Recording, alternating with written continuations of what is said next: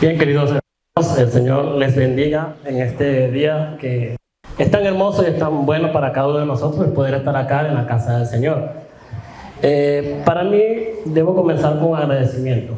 Agradecimiento a cada uno de ustedes como iglesia porque me han recibido.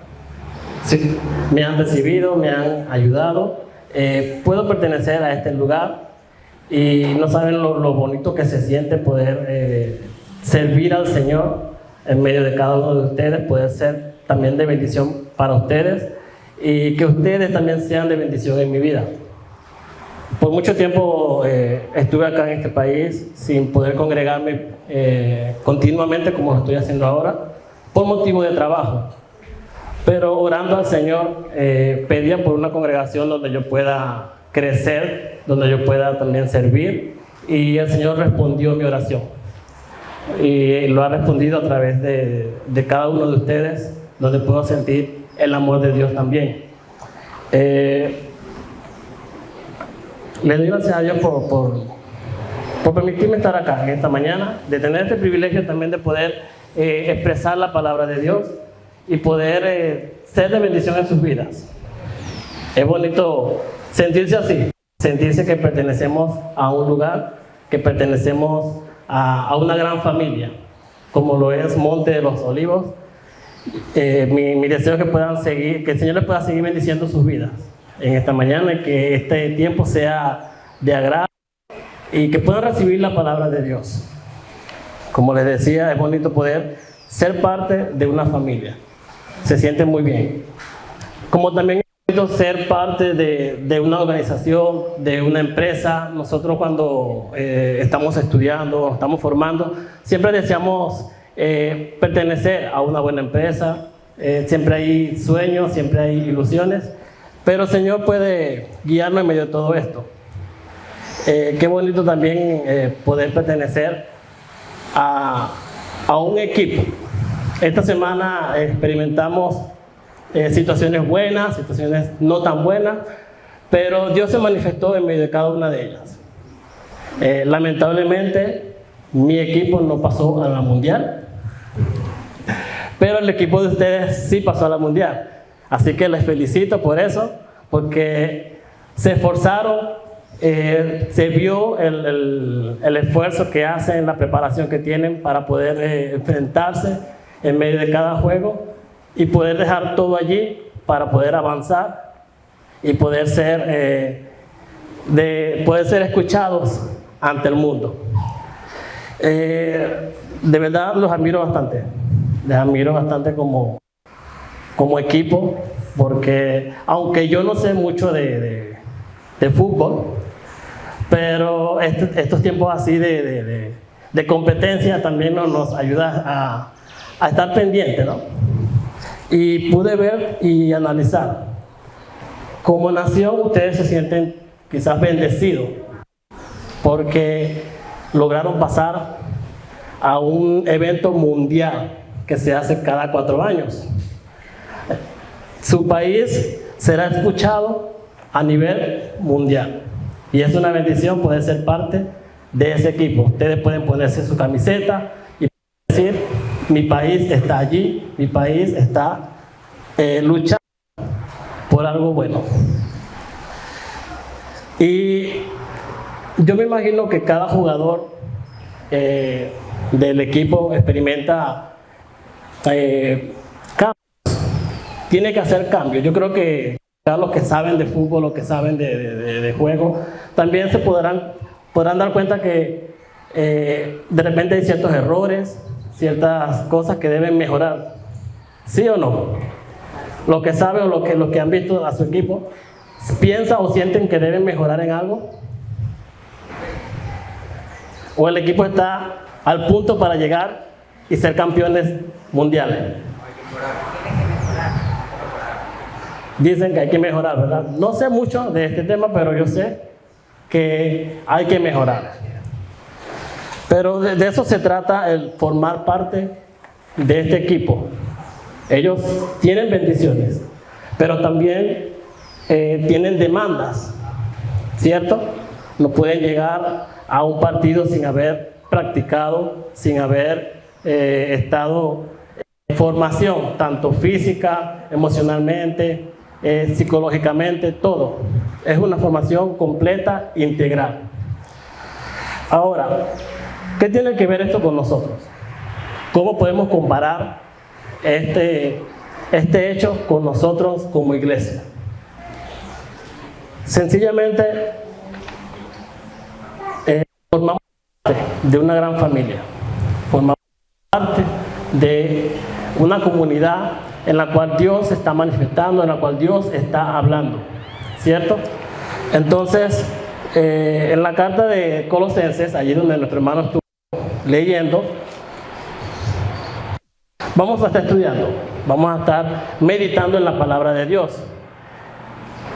Allí, pero para entrar en contexto, primero debemos conocer que la carta fue escrita por el apóstol Pablo, alrededor de los años 60 y 62 después de Cristo. ¿Por qué Pablo escribe esta carta? Simplemente Colosenses era una iglesia ubicada en Asia Menor. Su mayoría de la congregación eran gentiles, pero también había presencia de judíos en medio de esta congregación. El motivo también es que Pablo elogia la firmeza y el orden de esta congregación, y lo vemos también allí en el Colosenses capítulo 2, versículo 5. Dice que no obstante en espíritu estoy con vosotros, gozándome y mirando vuestro buen orden y la firmeza de vuestra fe en Cristo. Es decir, la iglesia tenía buenas cosas. La iglesia podía gozar de bendiciones, de poder ser una iglesia de orden, una iglesia donde crecían en el conocimiento de Dios, donde podían estar firmes en la fe del Señor. Y esa es la cosa por la cual Pablo le escribió a los hermanos en Colosenses. Allí estuvo elogiándolos por lo que ellos estaban haciendo. Sin embargo, también Pablo reconoce y escuchó que habían enseñanzas que se estaban introduciendo en la iglesia. Enseñanzas como que Cristo no era suficiente, que Cristo sí murió por nosotros, pero había que hacer algo más para poder alcanzar la salvación. Enseñanzas como que había que adorar a los ángeles y había que enseñar y corregir esta situación en medio de la iglesia. Simplemente eso era herejía. Entonces, ya conociendo este contexto de la iglesia de Colosenses, debo decir que he nombrado esta enseñanza, esta predicación, mi vida en Cristo. Simplemente Pablo quería resaltar las características de Cristo en medio de la iglesia. Y en primer lugar, mis queridos hermanos, mi vida en Cristo está en poner las miradas en las cosas de arriba. Allí en Colosenses capítulo 2, Pablo le dice a los colosenses, poner la mira en las cosas de arriba, no en la de la tierra. Cuando les hablaba sobre los jugadores, sobre el equipo, ellos tienen la mirada puesta en algo. ¿En qué sería? Ellos tienen la mirada puesta en ser campeones, en obtener la Copa del Mundo. Ahora, ¿en qué debemos nosotros poner nuestra mirada como hijos de Dios, como cristianos? Lo hemos leído. Poner la mira en las cosas de arriba. Los corredores en el atletismo también, con las olimpiadas que se celebran también cada 4 años, ellos también van con un objetivo. Tienen la mirada puesta en ser el mejor, en ser el campeón, en tener el primer lugar. Esto nos ayuda también como a tener una idea de nuestra vida también. Nuestra vida prácticamente es una carrera, es un caminar diario con el Señor, y nuestra mirada debe estar puesta en las cosas de arriba. Pero nuestra mirada debemos entender también que, como dice el versículo 1, si pues habéis resucitado con Cristo. Eso lo debemos entender claramente, hermanos. para poder caminar al Señor, hemos creído en Él. Si hemos creído que Él vino a este mundo, que Él vivió, que Él murió por cada uno de nosotros. No solamente murió, sino que también resucitó.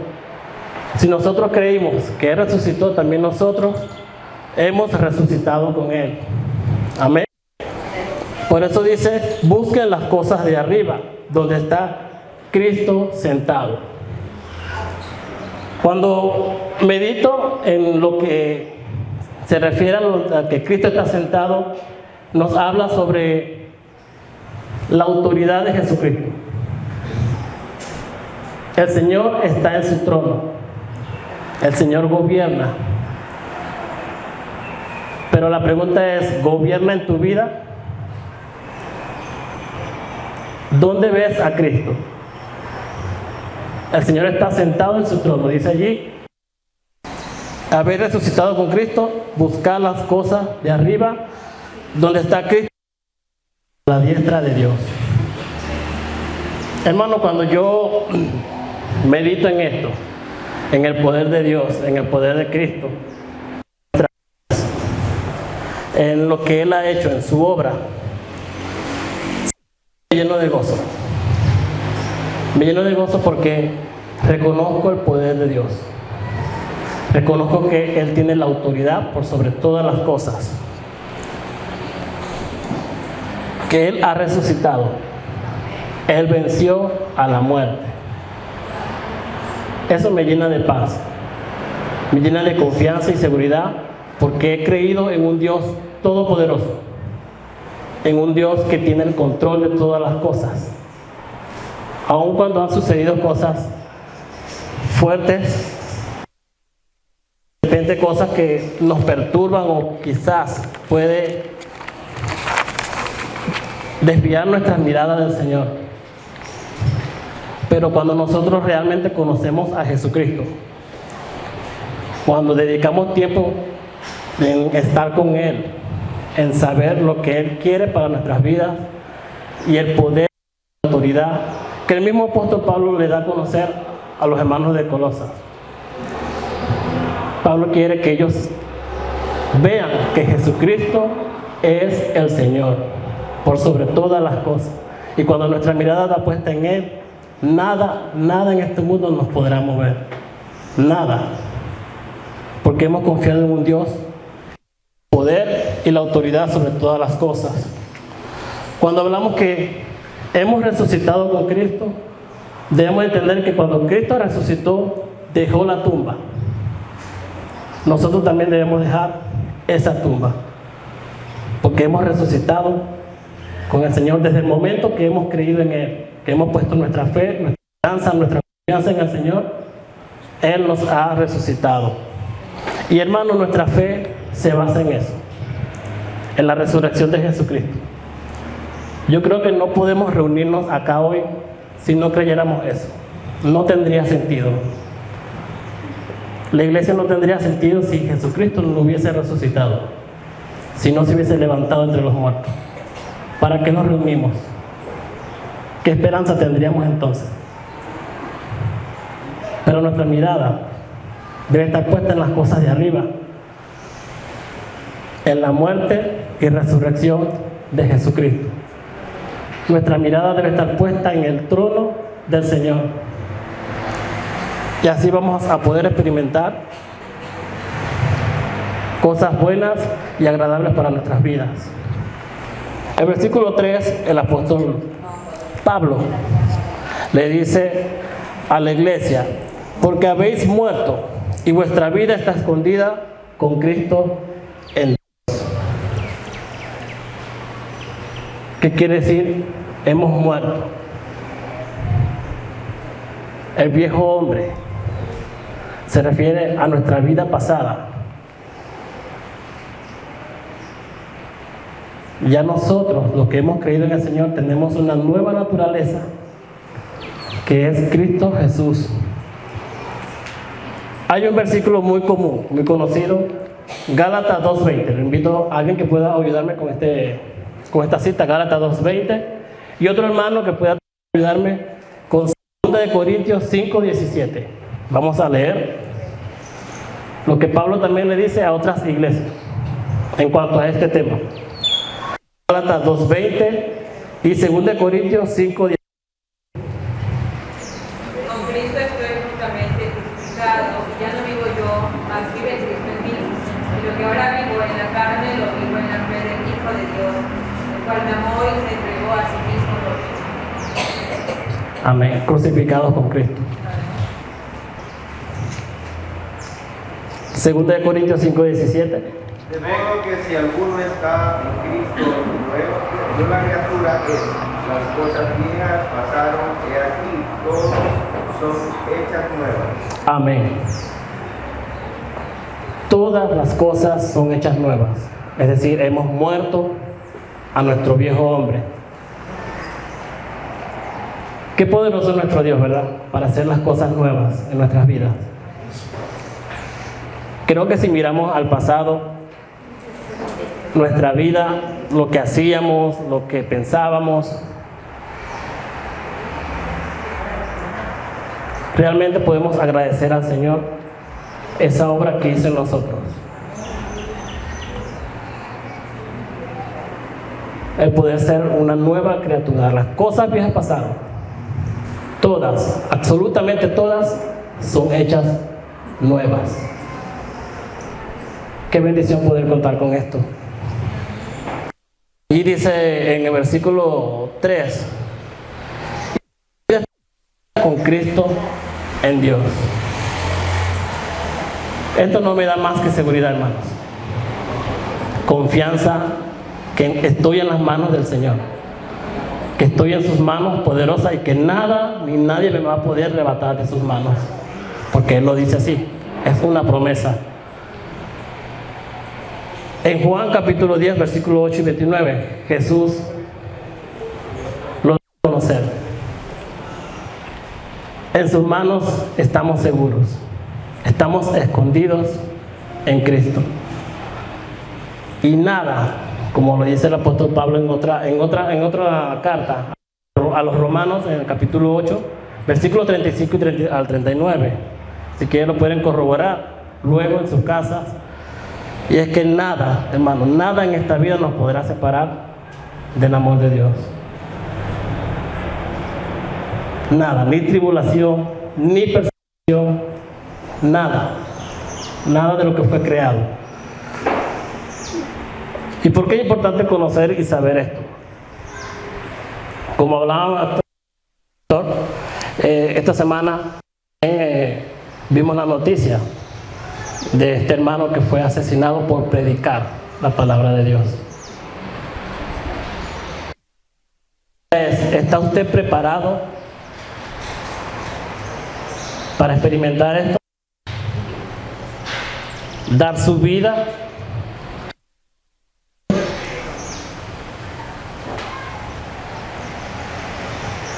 Es una pregunta que debemos respondernos a nosotros mismos. Ser sinceros. Y es que cuando nuestra mirada está en las cosas de arriba, cuando nuestra mirada está puesta en lo que Dios quiere para nuestras vidas, cuando nuestra mirada está puesta en el trono, en Cristo, nada nos podrá mover.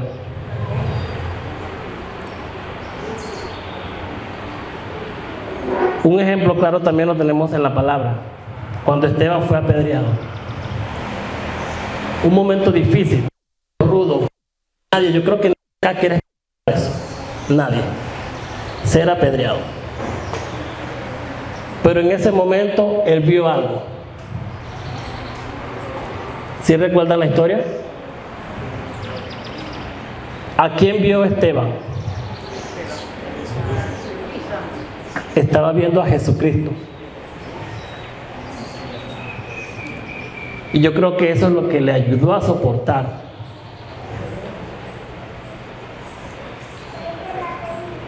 Cuando nuestra mirada está puesta en el Señor, en lo que Él ha hecho en nuestras vidas, en que hemos resucitado con Él, hemos muerto para el mundo, no vamos a ser movidos. Cuando conocemos quién es Cristo, hermano, nada puede perturbar. Y es hermoso poder saber quién es Él. Pero ¿cómo podemos conocer? ¿Cómo podemos perder? Ya esa es responsabilidad de cada uno. A través de su palabra.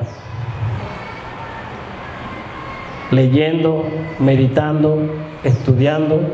Y de eso se trata, poner la mirada en las cosas de arriba. No es poner la mirada en las nubes, no. Es poner la mirada en lo que Él nos dice en su palabra. ¿Cómo pudo conocer el carácter de Dios, de Jesucristo? En su palabra, pasando tiempo con Él.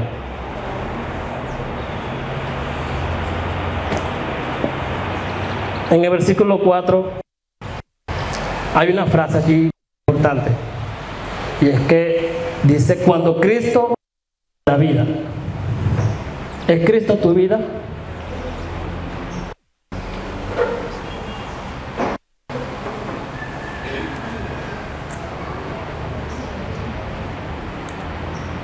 ¿Es Cristo nuestra vida?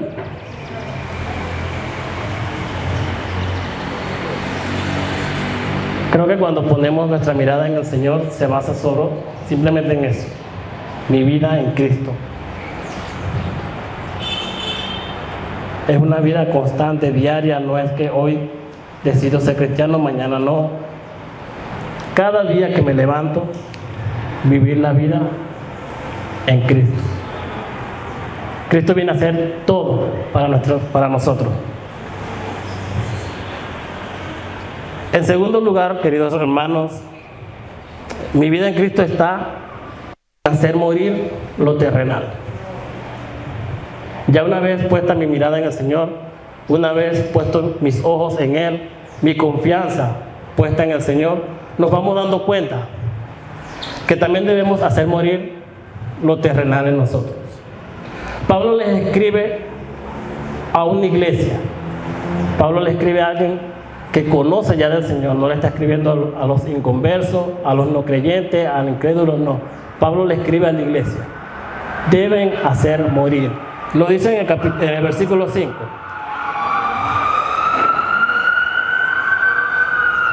Colosenses versículo 3, capítulo 3, versículo 5. Haced morir pues lo terrenal en vosotros. Pablo estaba allí reconociendo y entendiendo que la iglesia debía dejar pecados con los cuales estaban arrastrando. Salieron de la tumba, pero estaban cosas cargas en sus vidas que no eran agradables al Señor. Acá Pablo comienza a dar látigos a la iglesia. Mi intención no es dar látigos, solo quiero exponer la palabra de Dios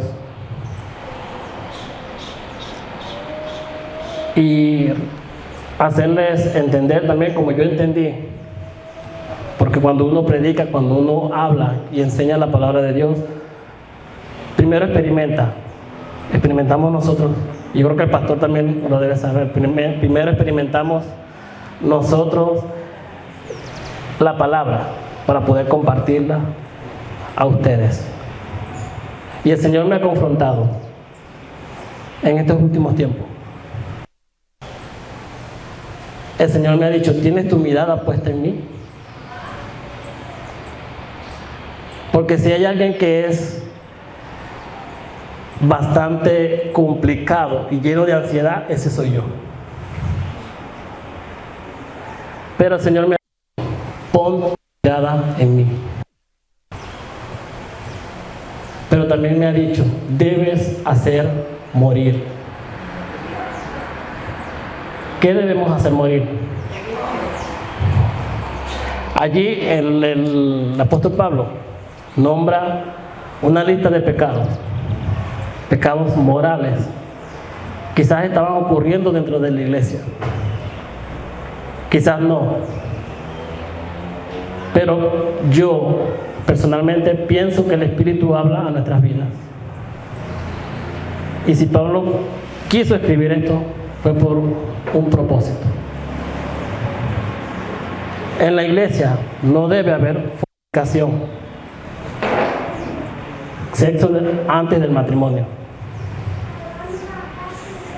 En la iglesia no debe haber impureza.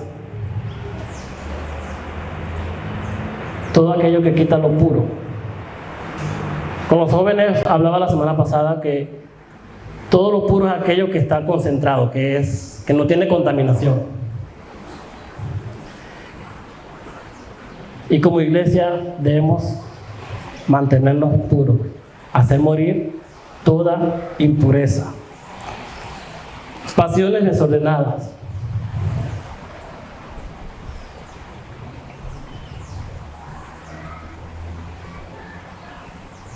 ¿Con qué estamos luchando? Cada uno de ustedes se conoce. Cada uno de ustedes conoce su lucha. ¿Qué trae del mundo? ¿Qué trae de ese viejo hombre? Malos deseos. ¿Qué guardamos en nuestros corazones?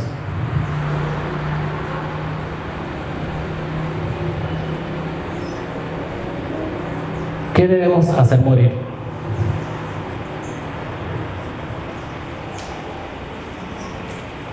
Habla sobre la avaricia, que es idolatría. Simplemente todo aquello que le quita el primer lugar a Dios. ¿En qué estás invirtiendo tu tiempo?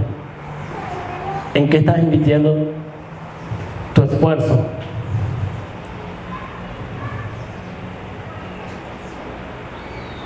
Cuando les hablaba del ejemplo del equipo de fútbol, ellos deben dejar prácticas para poder lograr ser campeones del mundo. Ellos deben esforzarse en abandonar cosas en sus vidas que le quiten la atención de la copa.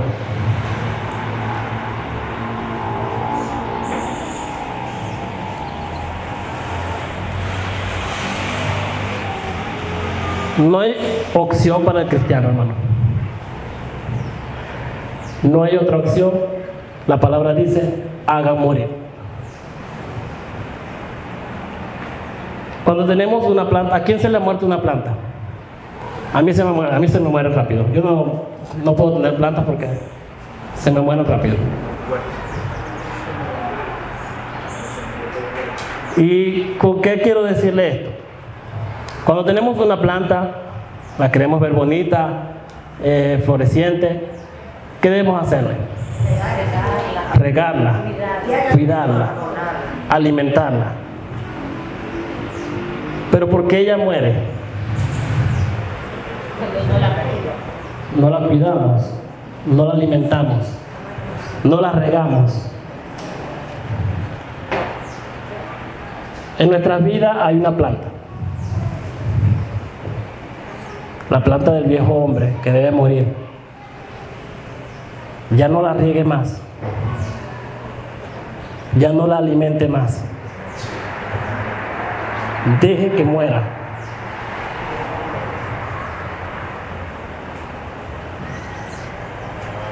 ¿Cómo regamos eso? ¿Cómo la alimentamos? ¿Cómo alimentamos estos deseos? Entran por nuestros ojos, por nuestros oídos. Lo que decimos, lo que hacemos.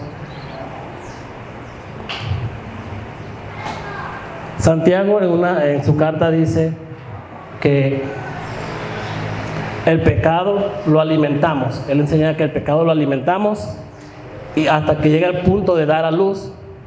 O sea, nuestros deseos los alimentamos hasta el punto que da a luz y concibe el pecado.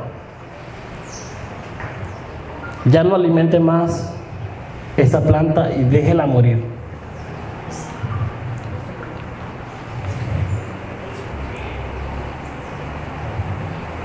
Dejemos de alimentar el pecado en nuestras vidas con lo que vemos, con lo que escuchamos. ¿En qué invertimos nosotros tiempo? En el versículo del capítulo 3 de Colosenses, Pablo le dice a la iglesia: en las cuales vosotros también anduviste en otro tiempo cuando vivías en ella. Quedaron atrás, hermanos. Esas prácticas quedaron atrás y deben morir.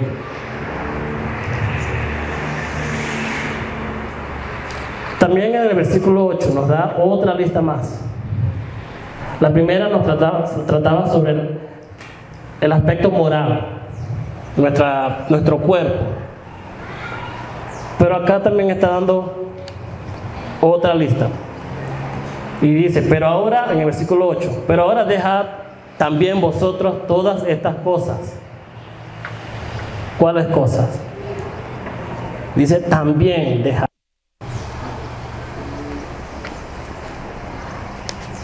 Conductas nada cristianas, que no representan a Jesucristo. Y es fuerte, hermano, porque a veces lo vemos como cosas pequeñas. En el mundo tratan el pecado por tamaño. Para Dios es que el pecado tiene tamaños. Consecuencias diferentes, sí. Señor, pecado es pecado.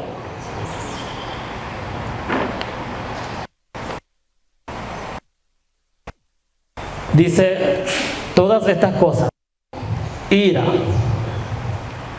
enojo, malicia. ¿Por qué debemos dejar la ira?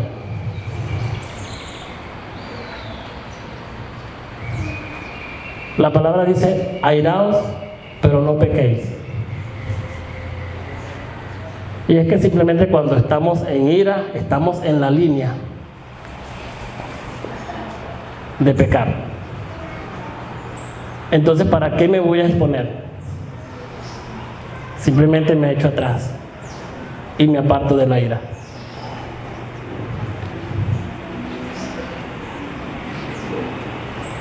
El enojo, ese carácter que nos hace decir y hacer cosas desagradables. Y luego estamos recogiendo los pedazos, arrepentidos porque actuamos bajo el enojo. Malicia. No puedo ver cristianos con malicia. En el mundo fácilmente escuchamos que hace falta malicia. Pero en el cristiano no debe haber malicia. ¿O acaso vieron en Jesucristo malicia? Nuestro ejemplo tuvo malicia.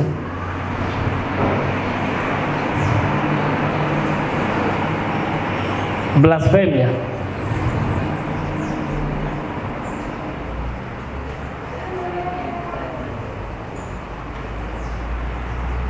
Hacer juicio, hablar mal. Y yo creo que viene desde la antigüedad. Cuando Dios da sus mandamientos, ¿cuál es uno de sus mandamientos? No blasfarás, no levantarás falso testimonio.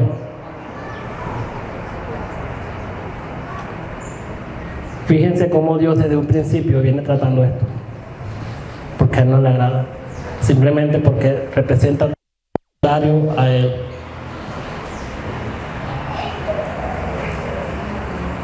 Palabras deshonestas de nuestra boca.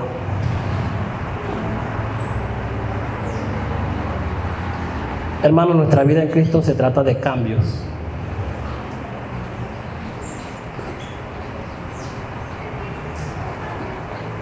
Si no hay cambios, hay que analizar, revisar. Si no hay cambios, hay que ver qué está pasando. porque la vida en Cristo es cambio.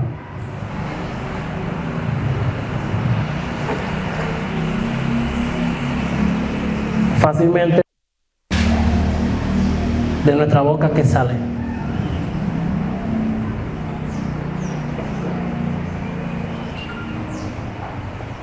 ¿Cómo conoce el mundo que somos cristianos?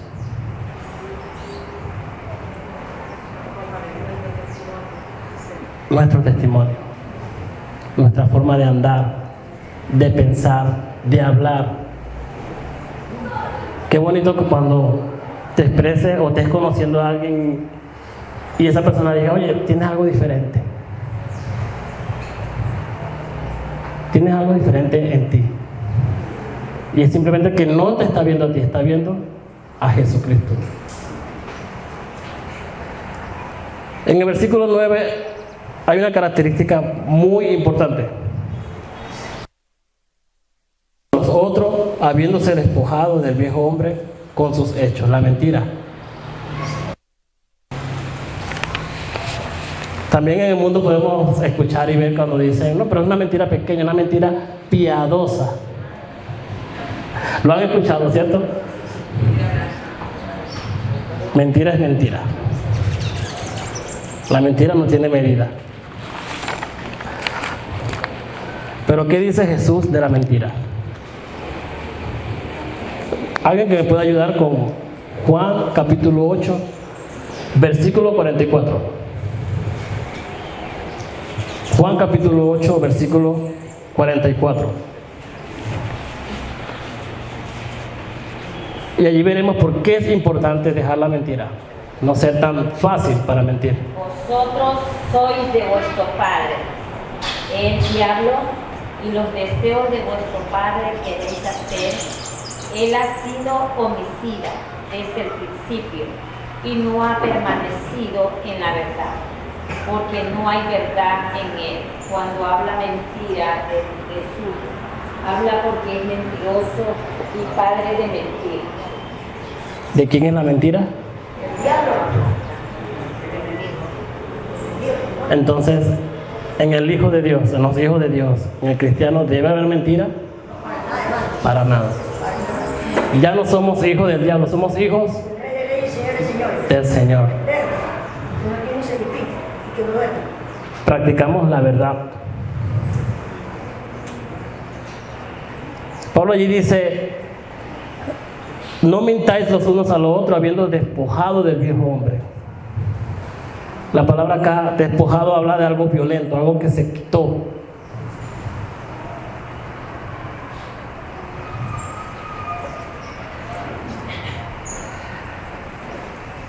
Y en el tercer lugar, hermanos, mi vida en Cristo se basa en estar revestido del nuevo hombre. Versículo 10 dice, vestido del nuevo, cual conforme a la imagen del que lo creó,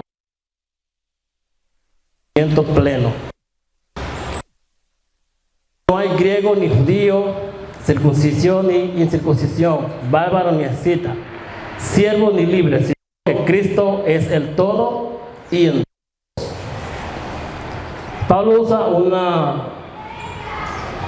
una ilustración, lo que es quitarse la ropa vieja y vestirse con la nueva, esa que está perfumadita, que está limpia. Por lo general es lo que hacemos cuando nos sentimos sucios. ¿Por qué nos bañamos? ¿Por qué nos cambiamos? Quizás a veces no lo notamos, pero alguien lo dice. Huele mal. Y para nosotros también es desagradable que alguien nos lo diga, ¿verdad? Esa es la ilustración que se muestra acá. Revestidos del nuevo hombre. Ese nuevo hombre que es conforme al carácter de Jesucristo. Y allí Pablo también nos habla. ¿Cuál es el carácter del nuevo hombre?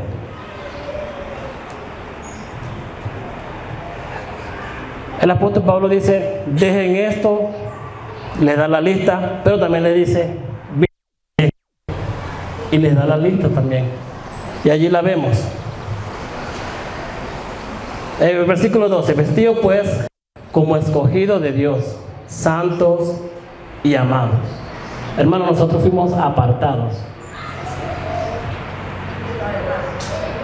Dice el apóstol Pedro en una de sus cartas: vosotros sois linaje escogido, nación santa, pueblo adquirido por Dios.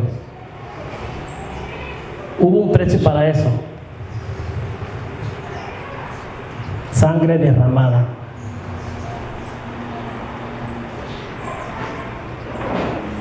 Cuando entendemos que ya no vivo yo, vive Cristo en mí, mi mirada la pongo en Él, en las cosas de arriba. Puedo entender también que debo dejar actitudes, hechos que van en contra de lo que Dios ya ha hablado para nuestras vidas. Pero también debemos entender que nuestra vida es de cambios, de revestirse del nuevo hombre. Por eso les insisto en hacer ese ejercicio. Miren su pasado, miren atrás. Si no hay cambios,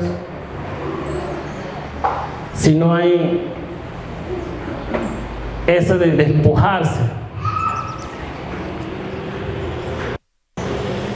porque también es responsabilidad mía llevar a los pies de Cristo mis luchas.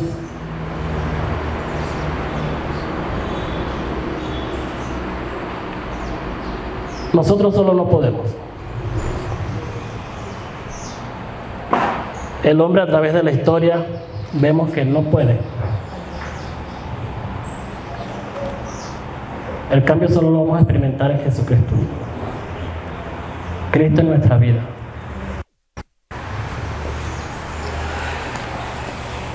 Sigue diciendo allí en el versículo 12: de entrañable misericordia, de benignidad, de humildad, de mansedumbre, de paciencia. Cuando veo estas características, cuando usted lee esto, ¿en quién piensa?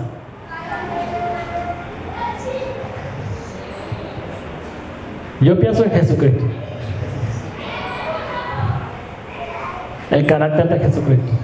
Pero si decimos que Cristo está en nosotros, ya no vivo yo, más vive Cristo en mí. Esas características las debo tener también yo. O esforzarme para ir mejorando cada día y vivir la vida que Dios me da. En el versículo: soportándonos unos a otros y perdonando unos a otros. Si alguno tuviere queja contra otro, de la manera que Cristo les perdonó, así también hacedlo vosotros. Meditaba en cómo es el perdón de nosotros. ¿Cómo perdonamos? Normalmente nosotros ponemos condiciones para poder perdonar. Le decimos a las personas: si no veo arrepentimiento, si no veo tu cambio, yo no te voy a perdonar. Pero ¿cómo es el perdón de Cristo? Pablo le dice: ustedes tienen que perdonar como Cristo les perdonó a ustedes. Un perdón incondicional. ¿Merecíamos ser perdonados? ¿Merecíamos ser aceptados? No, hermano. Fuimos perdonados por gracia. No lo merecíamos. Y Pablo le dice a la iglesia: perdonen como Cristo les perdonó. Aun cuando no lo merecíamos. ¿Merece mi hermano mi perdón? Debo hacerlo. Debo perdonar. Soportar. Porque yo también entiendo que como yo estoy en proceso de cambio, también mi hermano está en proceso de cambio. Mi hermano también está en la carrera.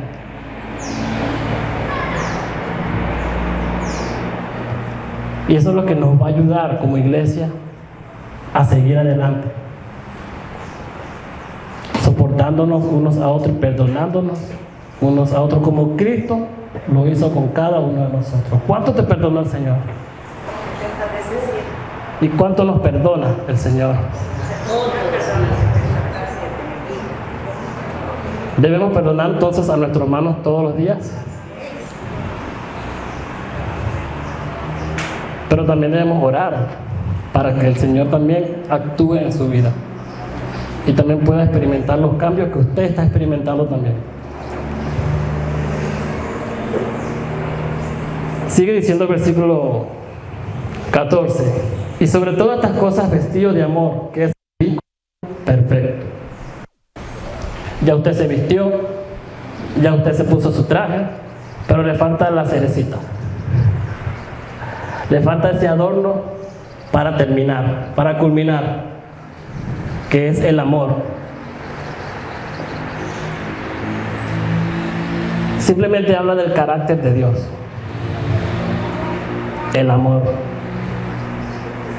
Sin amor no podemos hacer nada de las cosas anteriores. Sin amor no podemos soportar, sin amor no podemos perdonar. Sin amor no podemos tener misericordia. Por eso Pablo termina allí diciéndoles: sobre todo vístanse de amor, que es el vínculo perfecto. Y el versículo dice: la paz de Dios gobierne en vuestros corazones, a que asimismo fuiste llamados en un y sed agradecidos. La paz de Dios es clara. Yo no le he traído nada extraño acá, creo yo, no sé. Todo lo que he dicho acá está acá, en la palabra.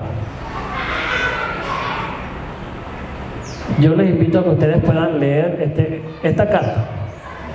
Es hermosa, porque Pablo les dice a los colosenses: ustedes están completos en Cristo.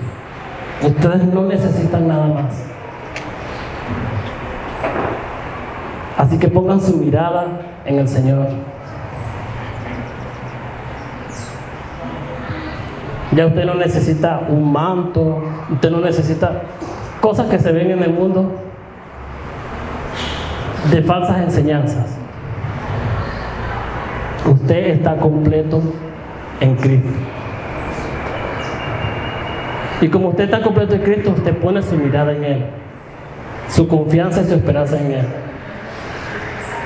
Pueden venir tribulaciones, pueden venir problemas, pero cuando usted construye sobre la roca que es Cristo, nada lo podrá mover. Nada en este mundo. Nada lo podrá separar del amor de Dios. Mi confianza está puesta en ese Dios que dijo: están en mis manos y nadie les podrá arrebatar. Aun cuando nos quiten nuestra vida de Él, nuestra vida está escondida en Cristo. Y entendiendo eso, también reconocemos nuestra condición delante de Él, que debemos hacer morir el pecado, todo aquello que nos aparta del Señor, que desvía nuestra mirada de Él. Y debemos vestirnos del nuevo hombre, el carácter de Cristo.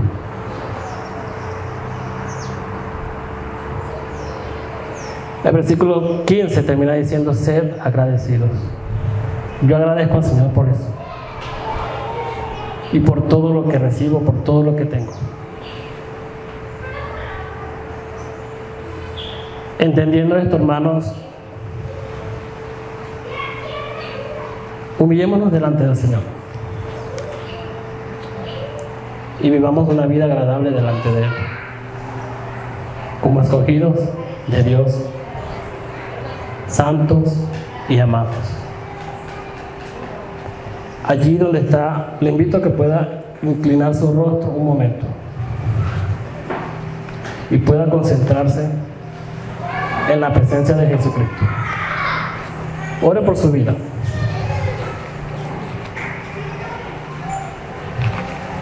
El Señor le rescató, el Señor le salvó. La palabra dice que seamos agradecidos con el Señor.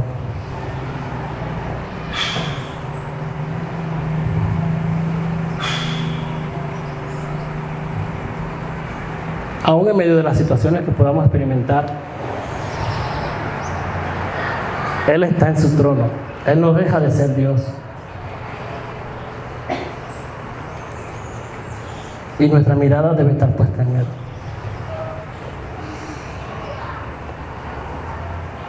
Solo usted y el Señor conoce con lo que está luchando. Lleve cautivo todo mal pensamiento delante del Señor. Haga morir. Crucifique ese viejo hombre.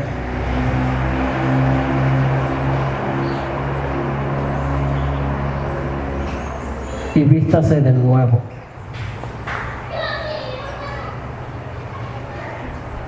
Permita que la característica de Jesús, aún la humildad también,